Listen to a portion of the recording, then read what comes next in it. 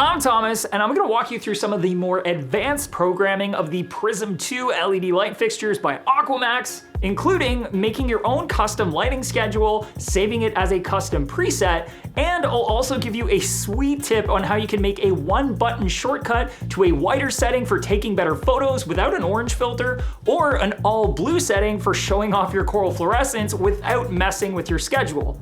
So, let's get started. The Prism 2 controller does allow you to make your own custom schedule with 6 points over the course of the day, including dawn, sunrise, midday, dusk, and night, where you can choose the time and intensity for each of the 4 separate color channels, including channel A, which is the whites, channel B, which is the first set of blues, channel C, which is the second set of blues, and D, the color channel, including warm white, green, red, and violet. Now, before you actually start creating your custom schedule, it's a really good idea to put that controller into manual mode by holding down the OK or select button for 3 seconds until the controller shows an M on the screen. Click the OK or select button to wake up the controller, and then click the OK button again, and you will see all 4 channels listed along with all in the center. Use the plus and minus buttons to switch between the different channels, then click OK to select the channel, and then use the plus and minus buttons to change the intensity.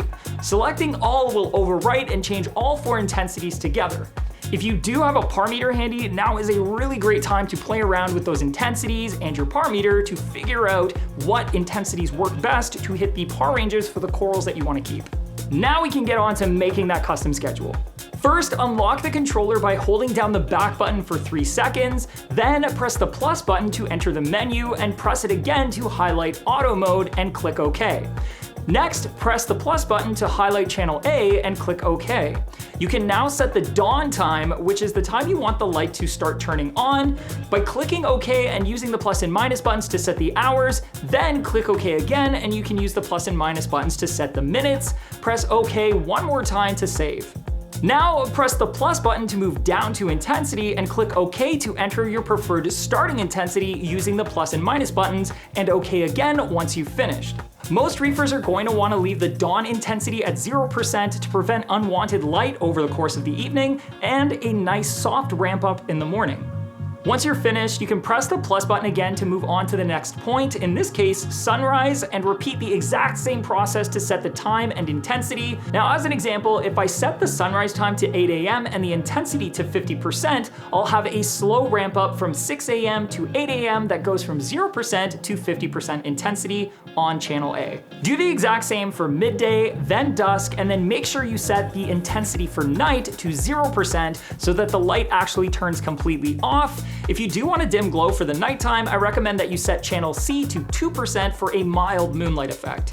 Once you've finished setting the night point for channel A, press the back button to return to the channel menu, then the plus button to move on to channel B, and then OK again to select it. You can repeat the process to set up the time and intensities for all 6 points, and then do the exact same for channels C and D. Once you've finished channel D and you're back at the channel menu, you can press the plus button again and you'll see demo and save settings.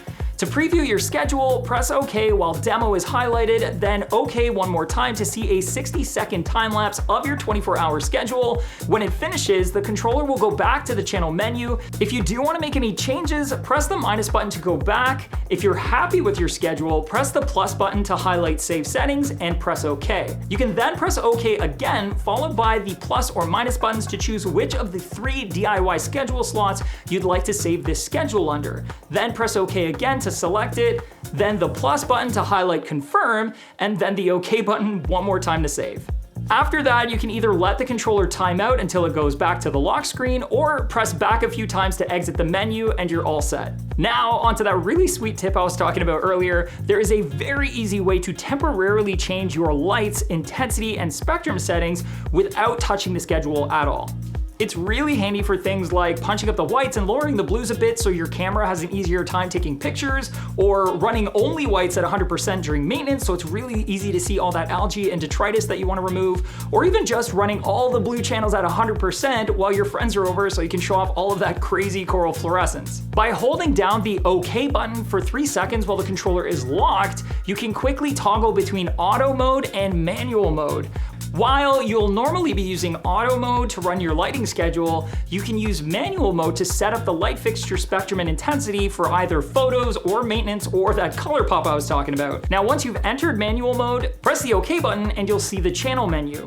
Then you can use the plus and minus buttons to highlight the channels that you want to adjust, then the OK button to select it, then you can just use the plus and minus buttons to adjust that channel intensity. For maintenance, I would set channel A to 100% and then channels B, C, and D to 0%. For color pop, channel A at 0%, then channels B and C to 100%, and then D to 0% as well. For photos, a good starting point is channel A set to 100%, channel B and C set to only 40%, and then channel D set to either 60 to 100%. Now, since all of our cameras are a little bit different, you may need to adjust the intensity of those blue channels, B and C, up or down a little bit to get it just right.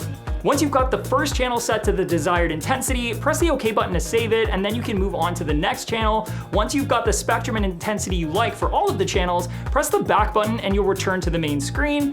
Hold down the OK button for 3 seconds and your light will return to auto mode with your regular light schedule. Anytime you want to quickly switch over to take photos, clean the tank, or burn your retinas with crazy color pop, just hold down the OK button for 3 seconds to flip back to manual mode. Just make sure you don't forget to switch back to auto mode once you've finished to return to your regular lighting schedule.